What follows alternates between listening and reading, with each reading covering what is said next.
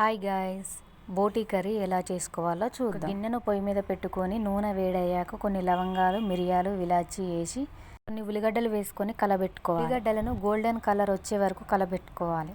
తర్వాత కొన్ని పచ్చిమిరపకాయలు వేసుకొని కలబెట్టుకోవాలి. పచ్చిమిరపకాయలను కొంచెం గోలనివ్వాలి. తర్వాత బోటీ కర్రీ వేసుకోవాలి. బోటీ కర్రీని గోలనివ్వాలి. అది దగ్గర పడేంత వరకు గోలనివ్వాలి. మూత పెట్టుకోవాలి. తర్వాత కొంచెం అల్లం వెల్లుల్లి పేస్ట్ వేసుకొని కలబెట్టుకోవాలి. కొంచెం పసుపు వేసుకోవాలి. కలబెట్టుకొని కొంచెం దగ్గర పడే వరకు ఉడకనివ్వాలి. తర్వాత కొంచెం కారం వేసుకొని కలబెట్టుకోవాలి.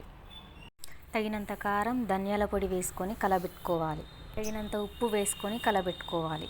ఒక 10 నిమిషాలు ఉడకనివ్వాలి.